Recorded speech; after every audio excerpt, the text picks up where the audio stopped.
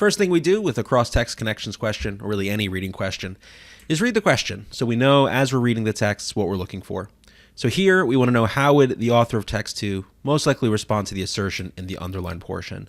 So we're going to read both texts, but we want to know specifically how would text 2 respond to that underline. Let's begin with text 1. Text 1 introduces this idea of nanohybrids, which are basically combinations of distinct nanomaterials, and they give an example. And they're saying that we haven't fully appreciated the environmental risks of these hybrids.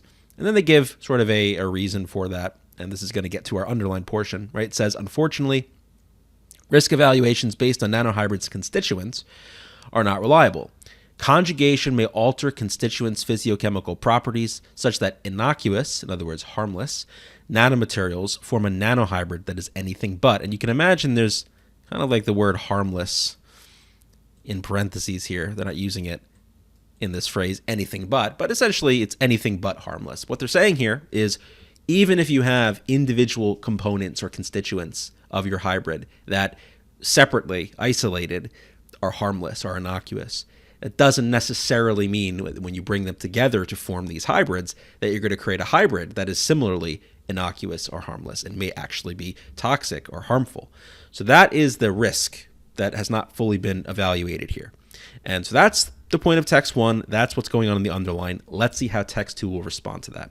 Text 2 begins by essentially acknowledging text 1's point. It says the potential for enhanced toxicity of nanohybrids relative to the toxicity of constituent nanomaterials has drawn deserved attention, right? So they're acknowledging, yes, this is an important point. It's worth paying attention to. Then we have that magical word that we see quite a bit in all kinds of reading passages, words like it, but, however, nevertheless. On the other hand, any words of contrast are important moments in texts because any contrasts are usually pretty significant for what the text is up to. In this case, how the text relates to text 1. So it says, the effects of nanomaterial conjugation vary by case. So it's not so simple, according to text 2. And then we have an example. For instance, it was recently shown that a nanohybrid of silicon dioxide and zinc oxide preserved the desired optical transparency of zinc oxide nanoparticles while mitigating or making less severe, less harmful, making less bad, basically, the nanoparticles' potential to damage DNA. So what we have here is a kind of a counterexample to the first case. So here we have otherwise harmful, damaging constituents that when brought together into a hybrid is less harmful than when they were separate. So it's kind of the opposite of what's in the underlined portion, right? The way I like to break this one down is in text 1, the underline is basically saying harmless plus harmless could come together to create something harmful. Whereas text 2 is basically saying, yes, that's true, but it's complicated. It depends on the case. For example, you can have a harmful and a harmful come together and create something that's harmless, generally speaking. So that's text 2. That's how it relates to text 1. Most likely something like it's complicated. There's other ways to think about it. And when we look at our choices, jumping ahead to choice D, by agreeing that the possibility described in text 1 is a cause for concern, this green part links up with the green part of text 2, right? This is where text 2 acknowledges text 1's point.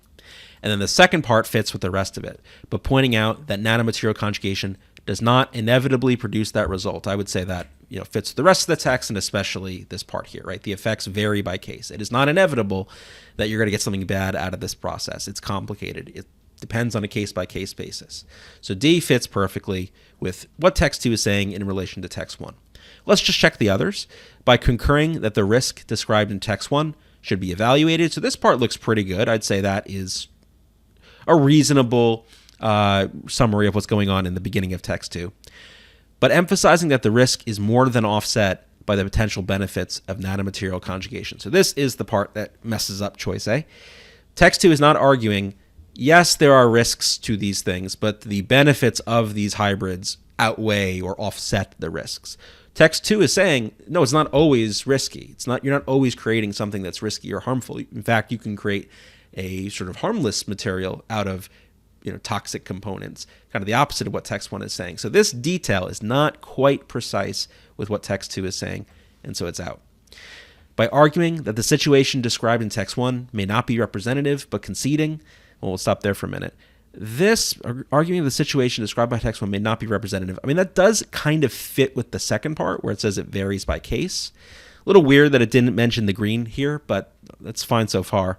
But conceding that the effects of nanomaterial conjugation are harder to predict than researchers had expected. So there's nothing in text 2 making a claim like researchers thought this would be easy to predict, but it turns out it's a lot harder.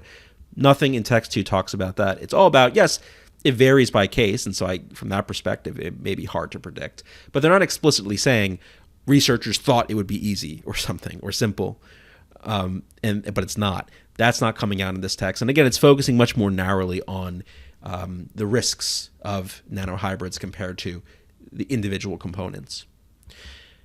So B is not going to work. By denying that the circumstance described in text 1 is likely to occur. So this is completely not right, because the first part of text 2 is saying it's worthy of attention. What text 1 is talking about is something that can happen.